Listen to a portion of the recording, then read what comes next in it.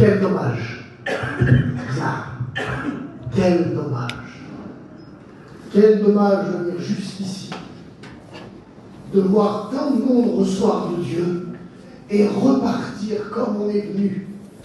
Ne pas avoir la bénédiction. Quel dommage d'avoir fait toute la route, tout le voyage et revenir chez nous tel qu'on est parti. Vide, sec, sans la bénédiction qu'on est venu chercher. Quel dommage. Quel dommage. Je pense à Naaman. Naaman avait un besoin.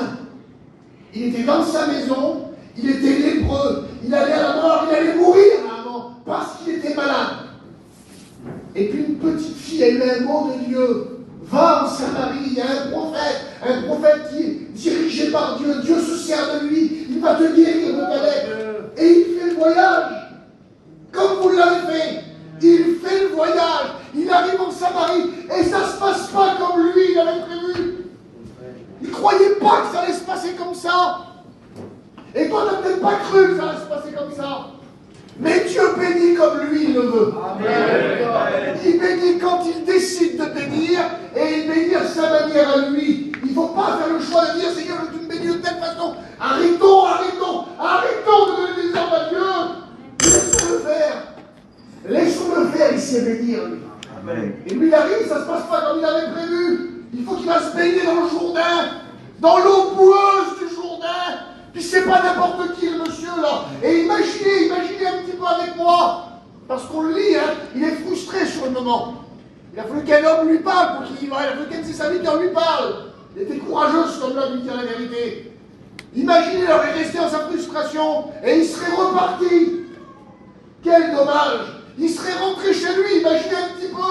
Toujours la lèpre sur son corps. Il aurait rentré chez lui. Sa femme, elle l'attendait, elle. Elle l'attendait avec le miracle, elle l'attendait avec la bénédiction. Elle voulait qu'il remette la bénédiction dans son foyer, dans sa maison. Et quand il arrive, il est toujours couvert de lèpre. Quel dommage! Qu'est-ce qu'a fait, mon mari? Qu'est-ce qu'il y a eu? Maintenant, je vais t'expliquer ce qu'il y a eu. Je suis arrivé là-bas, il ne m'a même pas accueilli. Ça s'est pas passé du tout comme j'avais prévu. Ah, comme tu avais prévu, toi. Ça se passe pas comme tu avais prévu, toi. C'est toujours toi. T'as pas compris que c'est lui. C'est lui qui bénit. C'est lui qui sait faire. Il faut qu'on le laisse faire. Il arrive là-bas, imaginez un petit peu, il m'a pas accueilli, ça s'est pas passé. Il voulait que je me lave dans un Jourdain, tout sale, tout boueux. T'as vu ce qu'il y a chez nous? T'as vu les beaux lacs? T'as vu les belles rivières? T'as vu comment c'est beau chez nous, la Syrie? C'est pas beau là-bas. Il y avait de la boue, quelle honte! Il fallait que je me déshabille devant tout le monde. J'ai pas voulu le faire. Ça devant tout le monde. Imaginez un petit peu la réaction de ma femme. Mais Marie, c'est pas possible. Mais tu brises notre vie. T'as pas compris que c'était le meilleur pour nous?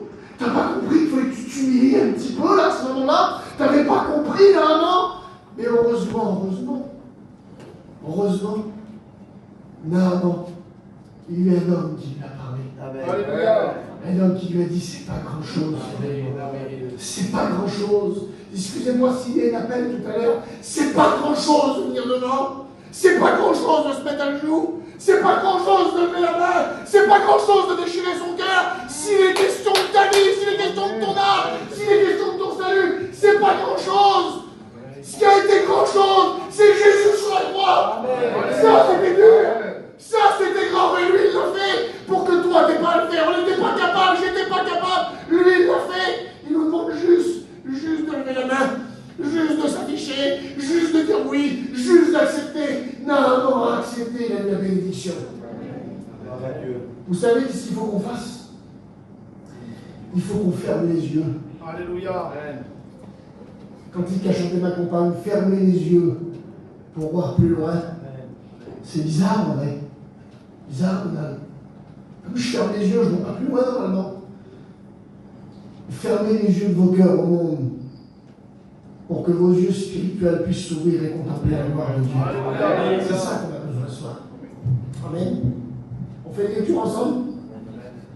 On lit la Bible. Dans Luc 24 et au verset 39.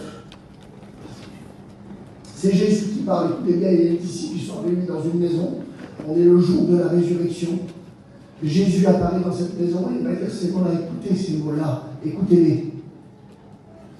Voyez mes mains et mes pieds, c'est bien moi. Touchez-moi. Et au verset 40, il continue, dit ça. Et en disant cela, il leur montra ses pieds et ses mains. Alléluia. On prie Seigneur. On demande à Dieu qu'il nous bénisse. On demande à Dieu frères de prier. On met les sœurs mettez votre voile. On demande à Dieu qu'il bénisse ce moment. Que prie-je le Seigneur. Adam, le Seigneur aussi. Oui, frère.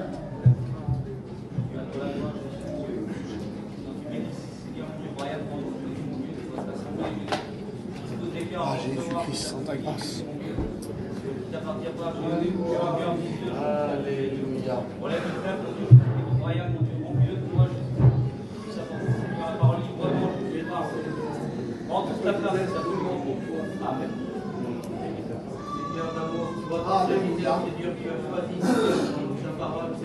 Que tu puisses, Seigneur, le moine de ton esprit, Seigneur, que tu puisses, Seigneur, me servir de lui comme un instrument, Seigneur, pour les cœurs, Seigneur. Vois les cœurs, Seigneur, de chacun de ton assemblée, Seigneur, que tu puisses avoir un mot pour chacun d'entre nous, Seigneur. Tu nous bénis, tu nous fortifies, tu nous conduis dans ton amour, Seigneur. À toi revient toute l'honneur, la gloire et l'amour. Que les louanges, Seigneur, puissent monter jusqu'à toi, Seigneur. Amen. Amen. Gloire à Dieu. Merci à Dieu. Je vous ai fait cette lecture-là, écoutez bien. Il faut que vous compreniez ce qui va se passer là. J'aimerais vous présenter une personne dans ce lieu-là. Il dit que Jésus apparaît dans un lieu le jour de la résurrection. Le jour de la résurrection, il apparaît dans un lieu, dans une maison où il y a les disciples qui sont rassemblés. Et il y a un homme qui est là, il s'appelle Pierre. Et il a besoin de Jésus à ce moment-là. Il a vraiment besoin de Jésus. Vous voulez qu'on parle un petit peu de Pierre? Amen. Et surtout de Jésus dans sa vie. Parce que ce qui est intéressant, c'est pas Pierre, c'est Jésus dans sa vie. Alléluia. On voit un petit peu? Amen. Eh bien, je vais vous parler de Pierre pour vous ramener à ce moment-là, parce que c'est ce moment-là qui est important. C'est vraiment important pour Pierre, ce moment-là. La Bible nous dit que Pierre, je crois qu'on lit ça dans Luc 5, Pierre, c'est un pêcheur, il est de la Galilée, il est avec son frère, il est avec ses copains, c'est des pêcheurs, et puis ils mènent leur petite vie. Et la Bible nous dit que Jésus va venir dans ce lieu. Et ça a été dit l'autre jour, il va se passer un fait, quelque chose de merveilleux. La Bible nous dit que Pierre, avec ses copains, ils ont pêché toute la nuit, et ils n'ont rien pris. Rien du tout. Toute une nuit de pêche, sans rien prendre. Et puis Jésus est là, lui, il monte dans la barque, il demande que la barque s'éloigne de terre, et il va dire, jetez les filets. Jetez les filets du côté droit. Et puis Pierre fait quelque chose. Quelque chose qu'il n'a pas forcément l'habitude de faire, parce que moi, j'en suis sûr. C'est ma conviction, c'est pas écrit. N'importe quel homme sur la terre qui lui aurait demandé de pécher à nouveau à ce moment-là, j'en suis sûr que Pierre aurait dit non. Parce qu'il avait péché toute la nuit. Le jour était levé, il ne pêche pas la journée.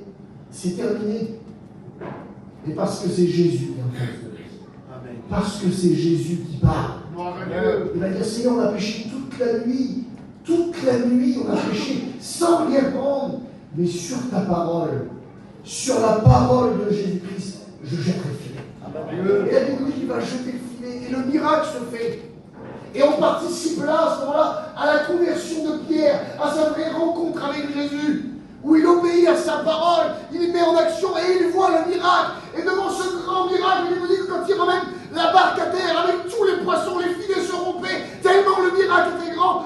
Pierre, voyant tout ça, voyant tout ce qui s'avait passé, la Bible nous dit qu'il tomba à genoux devant Jésus. La Bible nous dit qu'il va tout laisser ce qu'il possède, et il va commencer à suivre Jésus. Le petit Pierre, le petit Simon, devient l'apôtre Pierre. C'est pas rien. Il devient un apôtre du Seigneur, apôtre de l'agneau, en quelques instants. Parce que Dieu est capable de changer toute situation en quelques instants. Amen. Il n'a pas besoin de temps, lui. Tout a changé. Qu'est-ce qui s'est passé? Il suit Jésus sur le chemin. Et la Bible nous dit que pendant 3 ans et demi de temps, il va suivre Jésus. Et croyez-moi que ce qu'il va voir et entendre, il va aimer Pierre. Pierre, il va vivre des choses extraordinaires. Pierre, il va vivre des choses merveilleuses. Il va participer pendant 3 ans et demi au ministère de Jésus. Et on peut dire que Pierre fait partie des seuls à avoir l'intégralité complète du ministère de Jésus. La Bible nous dit que Pierre se régalait à écouter la parole de Dieu. Il a même dit avec les disciples, à qui irions-nous? Tu as les paroles de la vie. On ne peut pas aller vers quelqu'un d'autre. On ne va pas aller ailleurs que là. C'est toi qui as les paroles de la vie. Tu parles mieux que tout le monde. D'ailleurs, les hommes disent que jamais homme n'a parlé comme toi. Alors tu as les paroles de la vie, on reste auprès de toi, on ne cachera pas, jusqu'à la mort. À un moment, il va dire Pierre, jusqu'à la mort, je te suivrai. Ben oui, tout ce qu'il a vu, avec tout ce qu'il a vécu. Quand il a vu Jésus redonner la vue à Bartimée, quand il a vu Jésus, excusez-moi, quand il est arrivé au lac de Gadara, là-bas, dans le démon de Gadara, et quand il est arrivé là, et qu'il a vu cet homme lié par des démons, par des autorités, par des esprits mauvais, par des esprits méchants, et qu'il a vu le délivrer et le ramener dans son bon sens, quand il a vu ces choses-là, ce que Jésus était capable de faire, quand il a vu cette petite jeune fille morte sur un lit, 12 ans, morte allongée sur un lit, imaginez-vous la scène, Jésus vient, il la saisit par la main, il dit ces mots-là, Talita Toumi, jeune fille, lève-toi, je te le dis avec autorité, et la pierre, il voit de ses yeux, il voit que la jeune fille, elle reprend vie. Quand il l'a vu purifier des lépreux, Alléluia. quand il a vu des paralytiques remarcher devant lui, imaginez-vous, imaginez ce que Pierre voit, c'est ce qu'un chrétien voit, ça, c'est ce qu'un chrétien doit vivre. On est appelé à voir des choses extraordinaires en Dieu. Il a vu ces choses-là. Quand il est arrivé devant le tombeau de Lazare, 3 jours, 4. Lazare sort. Il est là, Pierre. Il regarde. Qu'est-ce qui se passe? Le mort sort. Ça fait plusieurs jours qu'il est là. La Bible dit qu'il sentait déjà. Excusez-moi, le corps avait commencé à pourrir. Mais Jésus, lui, il n'est pas limité. Il est capable de reconstituer. Il est capable de remodeler. Il est capable de refaire. Et le miracle se fait. Et Pierre voit ces choses. Le mort, il sort. Il est ressuscité. On le voit manger. Après, on le voit vivre. Il a eu une nuit, parce que Jésus est passé. Et Pierre a vu ces choses. Combien de choses que Pierre a vues? Combien de choses que Pierre a vécues? Quand il était dans cette barque. Quand il était dans la barque, et puis qu'il y avait cette tempête et que Jésus dormait. Il y avait cette tempête, il avait peur, Pierre, parce que c'était l'homme. Il avait peur, alors ils ont réveillé Jésus. Et puis Jésus avec l'autorité qui vient du ciel, parce qu'il est Dieu, parce qu'il est tout pouvoir sur la terre. La Bible nous dit qu'il a crié d'une voix forte, silence, tais-toi. La tempête a cessé, la mer s'est arrêtée. Pierre a vu ces choses, la puissance de Dieu dans sa vie. Imaginez-vous combien de choses surnaturelles que Pierre a vécues. Combien de choses. Quand Jésus l'a appelé à marcher sur l'eau, chose impossible. C'est impossible. Impossible qu'un homme marche sur l'eau. Il est dans la barque, imaginez-vous, en pleine nuit, au milieu du lac de Galilée, là, il y a la tempête. Et Jésus n'est pas dans la barque en plus. C'est plus la même tempête là. Jésus n'est pas dans la barque. Jésus arrive marchant sur les eaux. Ils sont encore terrifiés, ils n'auront encore la peur. Il dit, n'ayez pas peur. C'est moi. C'est Jésus. Et j'aimerais te le dire, dans tes problèmes, dans tes difficultés, dans les torrents qui viennent sur toi, Jésus vient et il te dit, n'aie pas peur. C'est moi. C'est pas quelqu'un d'autre. Excusez-moi, c'est pas une tape sur l'épaule. On est le premier à le faire. Quand nos familles, quand nos amis ne passent pas des problèmes, on leur tape sur l'épaule, on les prend dans les bras, on leur dit ça va aller. Mais quand Jésus vient, lui, il dit n'aie pas peur. C'est moi. Je suis le maître de tout, moi. La Pierre, qu'est-ce qu'il dit, lui? Il dit, si c'est toi, si tu es capable de faire tout, ordonne que je marche sur les eaux. Imaginez un petit peu. Pierre. Un mot de Jésus, on a appris par aux anciens ça. Un mot de Jésus tout change. Jésus dit un mot, viens. Quel appel? L'appel du Seigneur. Viens. Viens. Gloire à Dieu. Viens. N'aie pas peur. C'est pas possible. C'est pas possible d'enjamber la barque. C'est pas possible de marcher sur l'eau. C'est impossible à l'homme. Mais ce qui est impossible à l'homme est possible à Dieu. Jésus est Dieu. Il est tout puissant, il est vivant. Pierre, par la foi, il enjambe la barque. Et puis, secoue. C'est dur. L'eau, elle est dure. Il commence à marcher. Imaginez un petit peu. Vous connaissez l'histoire, des moments de doute, des moments de faiblesse. Il a peur. Il s'enfonce. Mais la main puissante de Jésus le rattrape. Quand il lève sa main au ciel et qu'il dit Seigneur, sauve-moi, il le prend. Sa main puissante, la main puissante de Jésus prend la main de Pierre. Est-ce que tu ne voudrais pas saisir la main puissante de Jésus aujourd'hui? La main puissante de Jésus. Sa main puissante à lui. Celle qui peut tout dans ta vie. Combien de moments extraordinaires que Pierre a vécu. On en a écouté parler, la transfiguration. La transfiguration. Quelle beauté. On parle de moments intenses. La transfiguration. Imaginez un petit peu. Jésus dans toute sa gloire, transfiguré. Moïse, Élie. Il aurait voulu vivre toute sa vie, Pierre. J'ai resté 3 ans. Il aurait voulu vivre là, Pierre. Tellement c'était beau. Tellement c'était bien. Quel moment intense. Des révélations. Pierre a eu des révélations. Quand Jésus a demandé qui suis-je au dire des hommes, il a dit vous dites quoi vous? Pierre s'est avancé. Il a dit pour moi, tu es le Christ, le Fils du Dieu vivant. Alléluia. Et Jésus dit ces mots-là et tu es heureux. Tu es heureux. Tu es heureux parce que ce ne sont pas la chair et le sang qui t'ont révélé ces choses. Tu ne l'as pas compris par l'émotion, tu ne l'as pas compris par les frissons, tu ne l'as pas compris par le matériel, par la chair, mais c'est mon Père. C'est mon Père qui te l'a révélé. Il est question d'une révélation de Dieu. Il faut que Dieu, que Jésus-Christ se révèle dans ton cœur pour que tu puisses comprendre. Amen.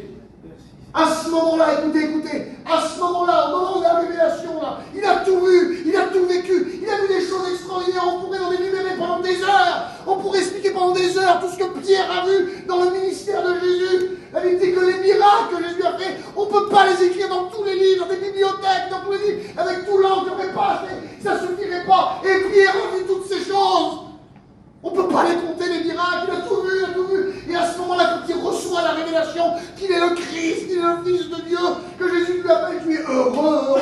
Jésus dit à quelqu'un qui est heureux, imaginez un petit peu. Quand Jésus dit à quelqu'un, tu es heureux, on se trompe, nous. Moi, je peux prendre quelqu'un au hasard, dire un tel, tu es heureux.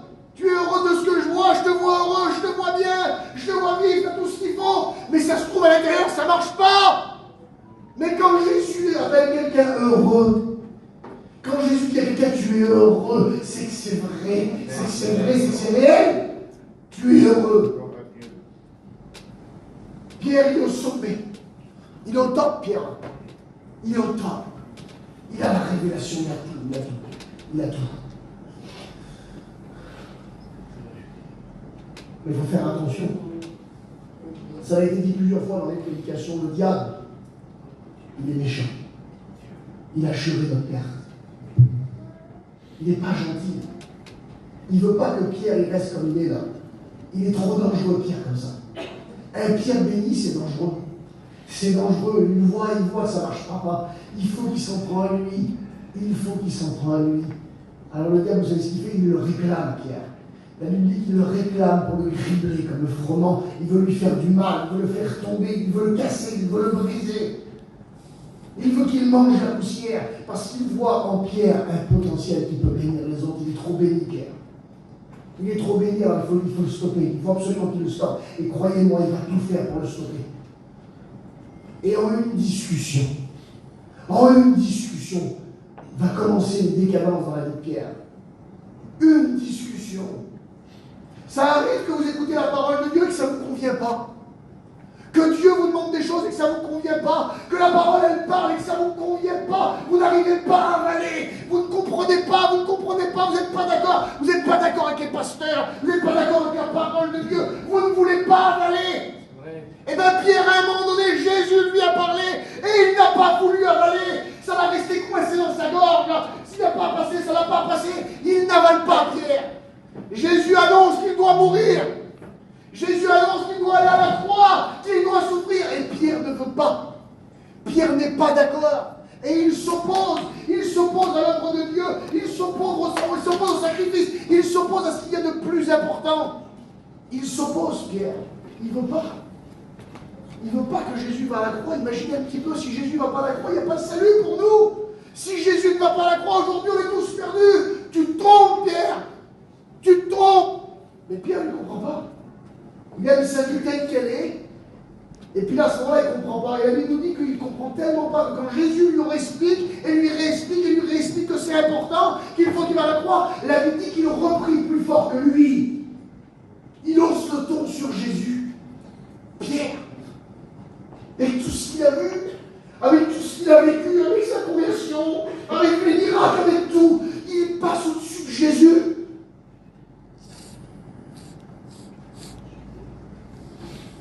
Faisons attention que nos caractères, que nos idées, que nos pensées, que nos projets ne passent pas au-dessus de Jésus. On ne doit pas passer au-dessus de lui. C'est lui qui doit paraître. C'est lui qui doit paraître. Et lui, comme ça a été dit, où on doit briser la cruche, et bien Pierre, on a l'impression que lui reconstitue la cruche.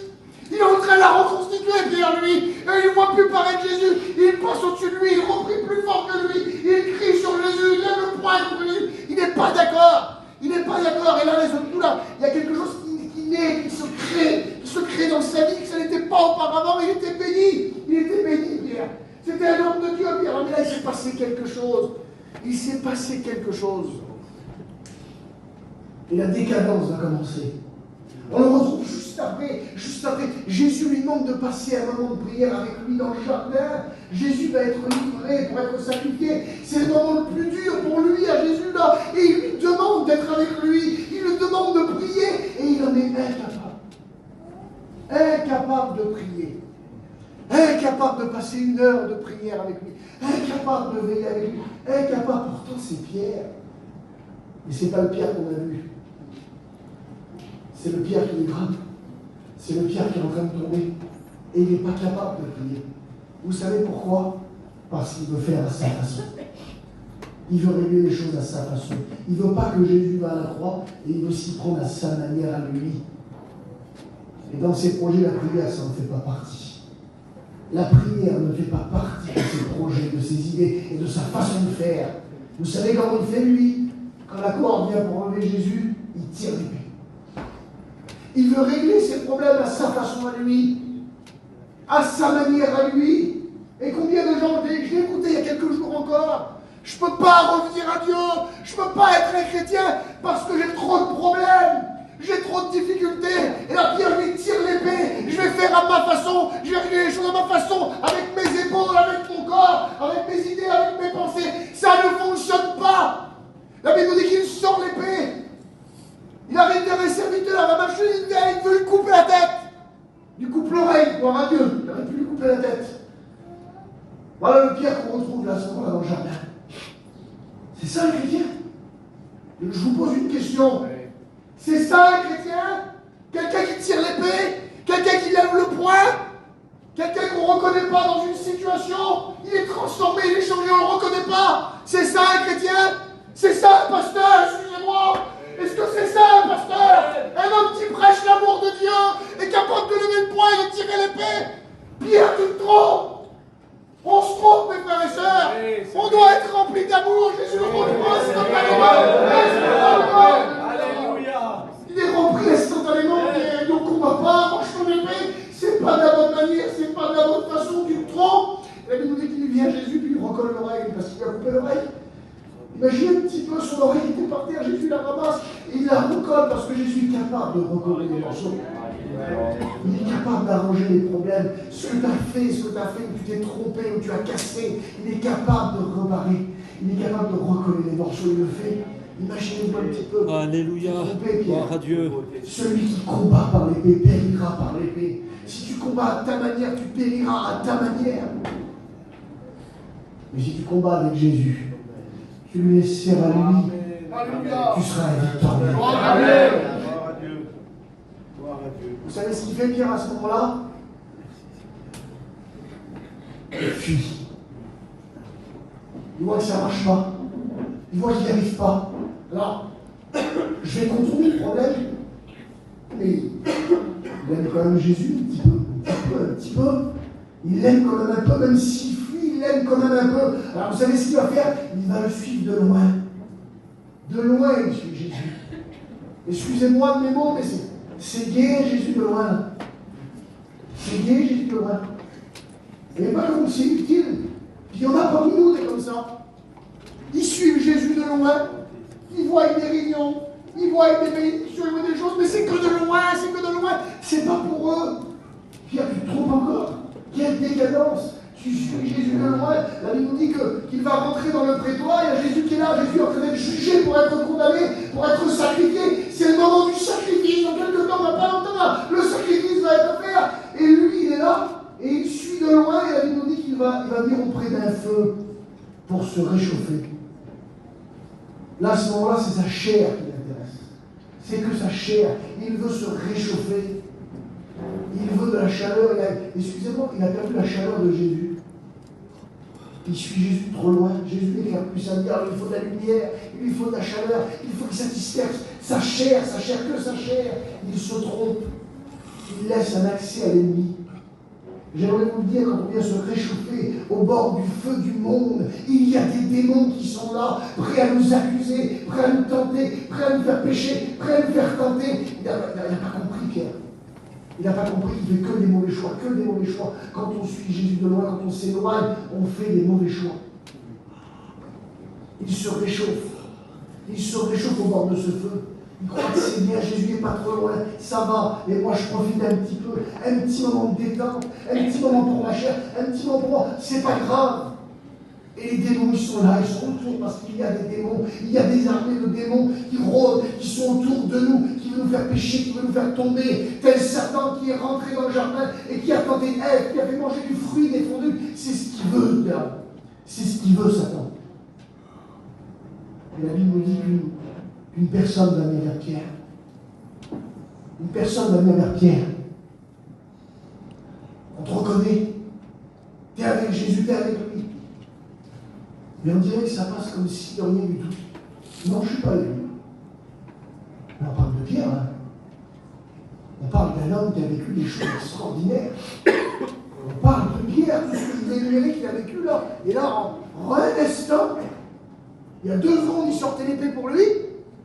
Et là, en un instant, là, je ne le connais pas. Bien, c'est normal. Puis il y a une autre personne qui vient, qui lui a dit encore, non, je ne le connais pas, je vous dis.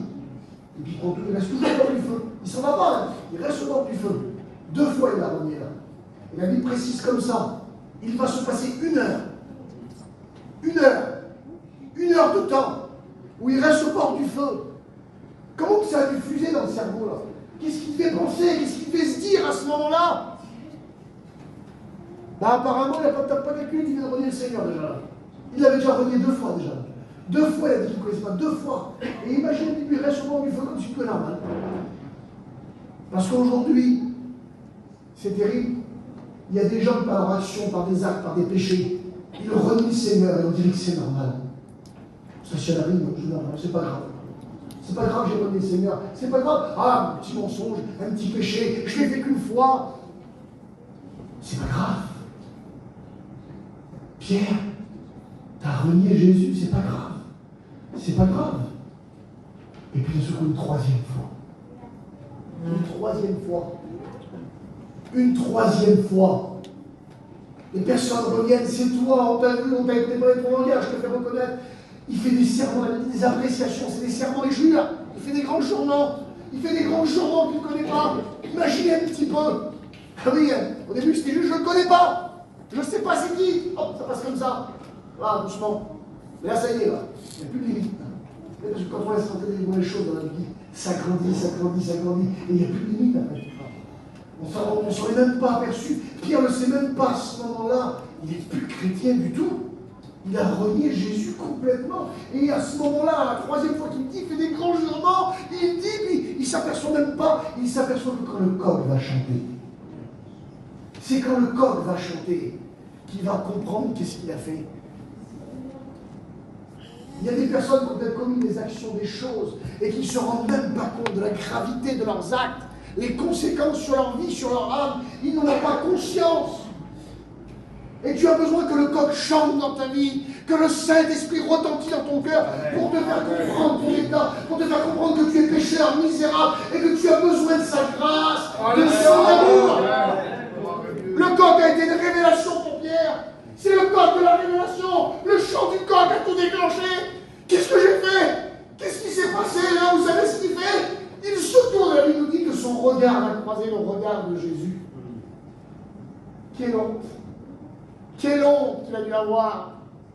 Quelle honte quand il a regardé Jésus! Jésus lui avait dit, tu me renieras 3 fois tu vas me renier. Et là, quand le coq chante, la révélation dans son cœur, il se tourne, il regarde, et le regard se croise avec Jésus. Ça veut tout dire.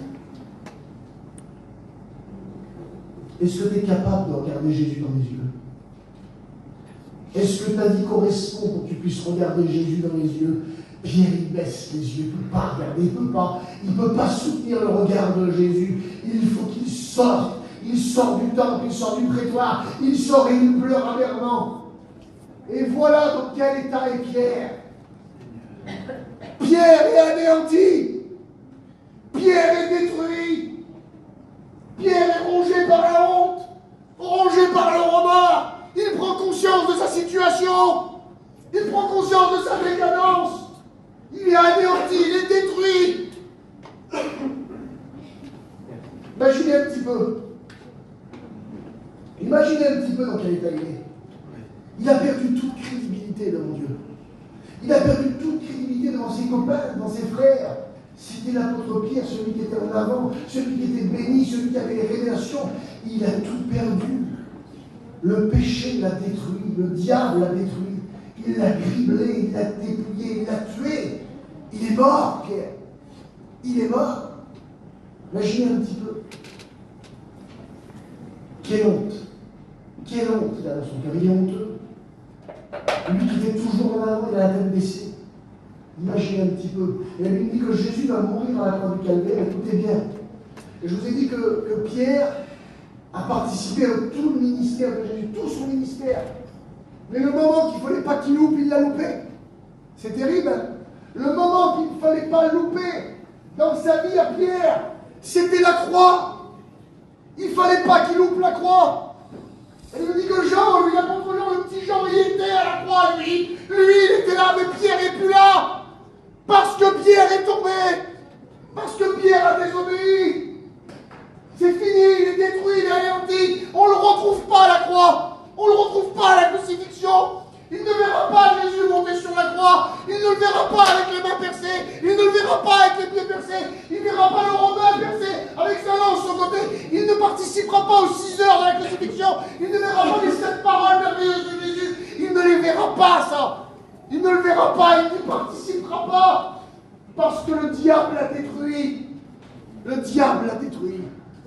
Et la Bible nous dit que dans l'état où il est, dans cet état-là, dans cet état lamentable, dans ce lambeau, la Bible nous dit qu'il va rester comme ça pendant 3 jours. 3 jours, dans un état impitoyable. Il n'en peut plus, il n'a plus de force. Jésus est mort, il ne comprend rien de ce qui se passe, il est détruit. Il n'a pas vu l'œuvre de l'ennemi, ce qu'il a fait dans sa vie, qu'il a tout ravagé. Il n'a rien vu. Et on arrive à la lecture. C'est le jour de la résurrection. C'est le jour de la résurrection. Et la Bible nous dit que Jésus va se montrer à Pierre. Une première fois. Écoutez bien. Il faut lire un petit peu entre les lignes. Il y a 2 versets qui en parlent. Luc 24, 34. Le Seigneur est réellement ressuscité. Il est apparu à Simon. Et dans la Corinthiens 15, il dit ayant apparu à ses faces, c'est Simon et les espaces, c'est Pierre, ayant apparu à ses faces, et ensuite aux 11, Jésus lui est apparu, avant d'apparaître dans la maison où on va voir là. Mais par contre, on ne sait pas ce qui s'est dit. On ne sait pas. On ne sait pas ce que Jésus lui a dit. On ne sait pas ce qui s'est passé. On ne sait pas quelle réaction il a eu. On ne sait pas. Et moi, je voulais vous dire quelque chose. Je ne vous connais pas, je ne connais pas vos cœurs, je ne connais pas vos vies. Je ne sais pas à qui je prêche, moi. Mais je suis sûr que Dieu t'a parlé intimement. On ne sait pas ce que Jésus m'a dit, je ne sais pas ce que Jésus m'a dit, mais je sais que Jésus parle. La Bible dit qu'il parle tantôt d'une manière et tantôt d'une autre, mais l'homme n'y prend point garde. Tu n'as pas pris garde à la parole de Dieu. Mais aujourd'hui, c'est aujourd'hui le jour du salut. La Bible nous dit que Jésus va apparaître une nouvelle fois à Pierre, parmi les disciples, parmi du monde. Il va apparaître dans une maison. Et quand il va apparaître, il va dire ces mots-là. Jésus commence comme ça. Que la paix soit avec vous. Amen.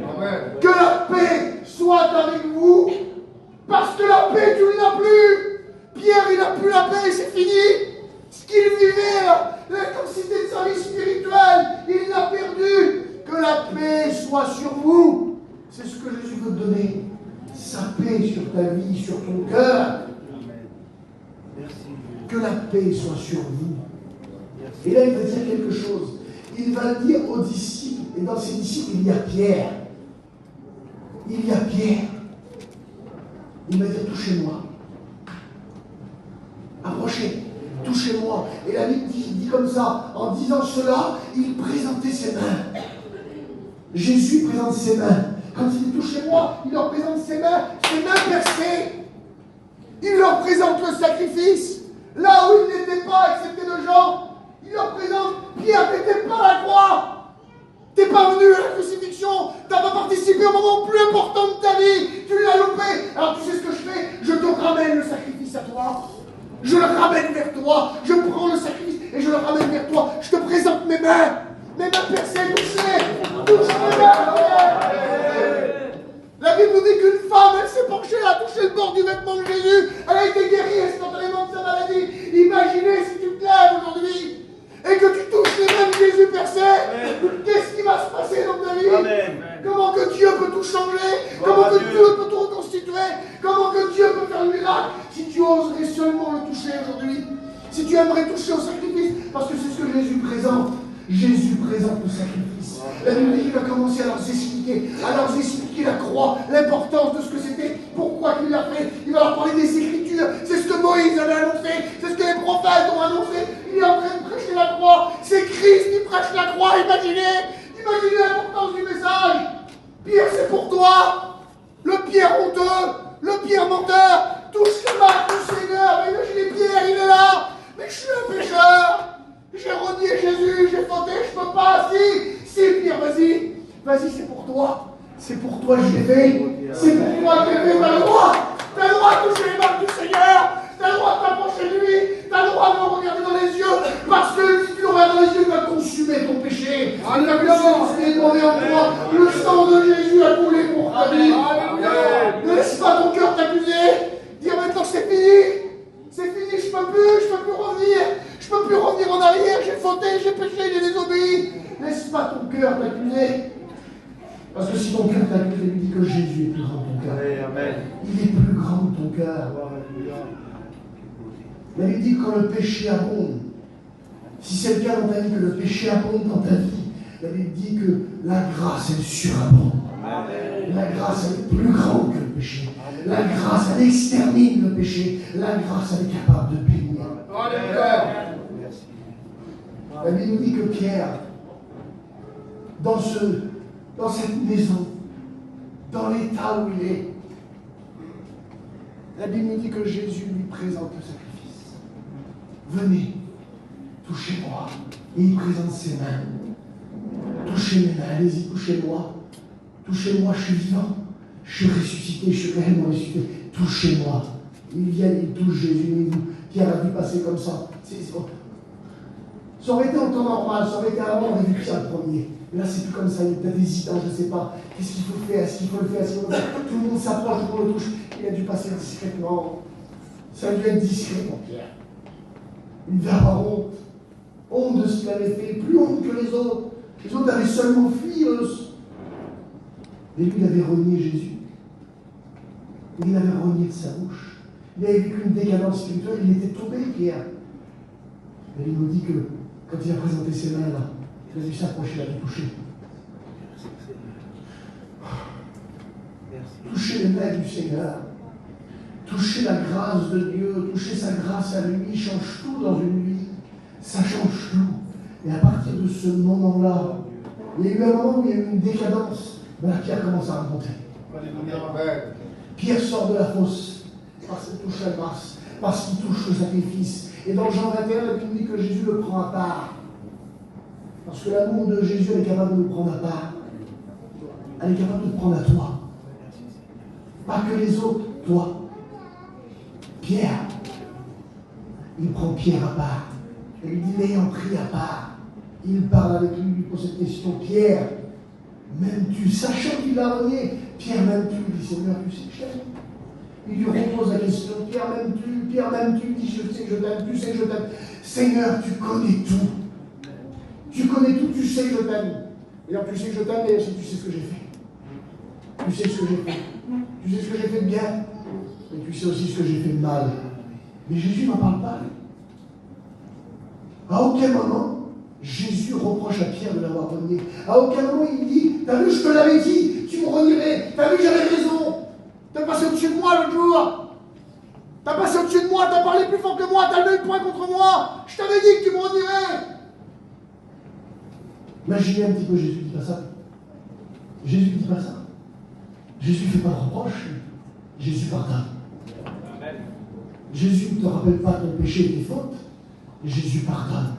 Amen. Jésus il dit, si ton péché est rouge comme le cramoisi, il est capable de le purifier, de te bénir, de tout changer, de le rendre blanc, blanc comme la laine, blanc comme la neige. Il est capable de tout changer. Il est capable de tout changer dans ta vie. Là, il se passe quelque chose. Il se passe quelque chose. Les mots de Jésus sont un détonateur pour Pierre. Pierre n'est plus le même.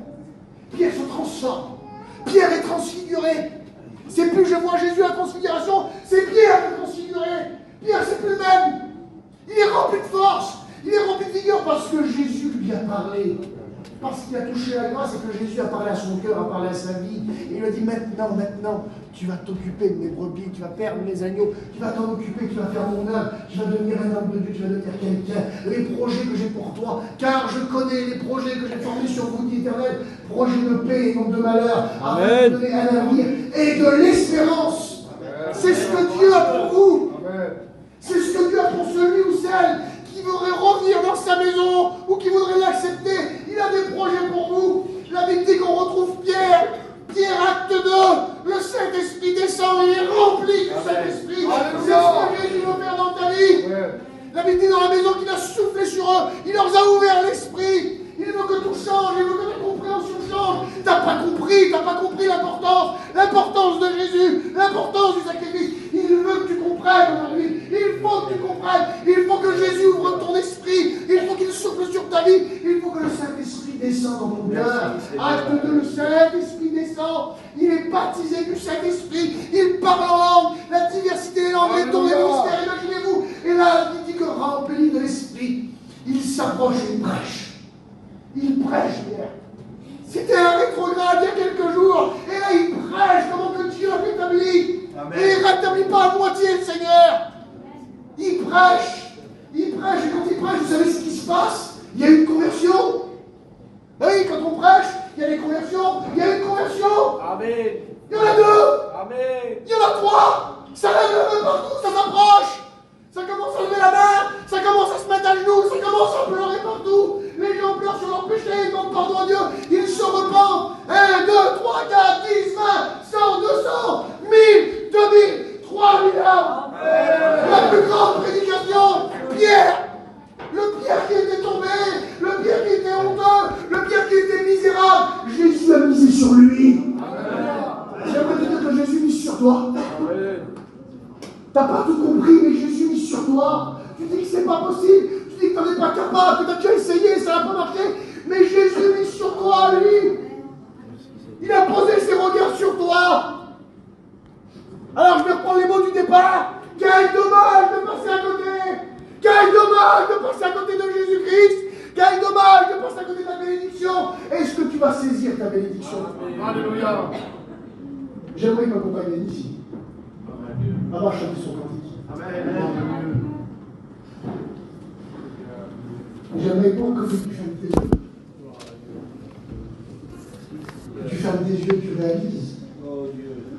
Tu réalises l'amour du Seigneur pour ta vie. Que tu réalises à combien il est grand, à combien il t'aime, à combien il ne te juge pas, mais qu'il veut te bénir. Bravo. Merci Seigneur. Cet amour qui sort de ce message. Alléluia.